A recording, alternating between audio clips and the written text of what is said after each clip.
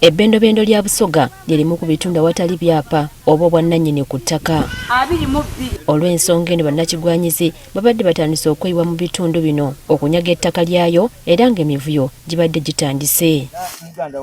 Kati ogezaako okugema embeera eno minisitule y'ebyettaka ng'ekulembeddwa mu minisita omubeezi ow'ebyettaka Sam Mayanja Sabbiiti ejja bakugimala mu Busoga okusomesa abantu baayo ku bikwata ku bwannannyini ku ttaka. Ekizibu ekisinze okubeera n'okuleeta ebizibu mu Uganda muno ku by'ettaka bantu butamanya rights zaabwe ku ttaka.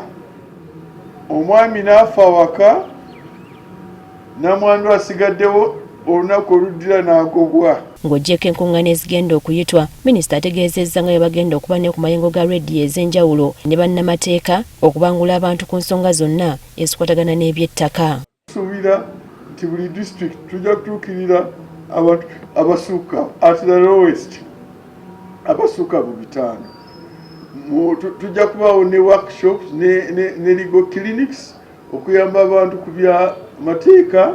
Okusinziira ku minisita bano bakubangulwa mu ngeri zibayinza okulondoolamu n'okufuna ebyapa byabwe nti singa wabawo abaagala okubabuzaabuza basobola okubikebera nga bakozesa amasimu gaabwe. N'okulaga nti omuntu weeri bw'aba azanyira ku kyapa ky'omulanda ofiisi simu yo ejjako akaalaati akakugamba nti laba wayo ayagala okuzanyira ku kyapa kyo. Kati wajja kubaawo okulaga enkola eyo bwekola. Olw'okubanga omulimu guno si mwangu, Dr. Sam Mayanja agamba nti kibagenda okusookerako okukola kwe kuwa abantu satifikeeti okuzeekuumisa nga bwe balinda ebyapa.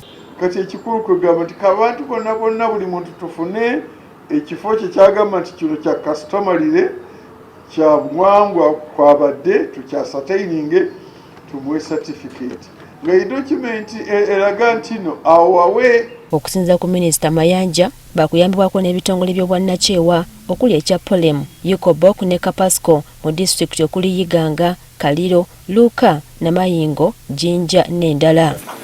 Okusomesa abantu ku bwannannyini ku ttaka si kyakukoma Busoga yokka wabula enteekateeka eno yakubunyisibwa mu ggwanga lyonna.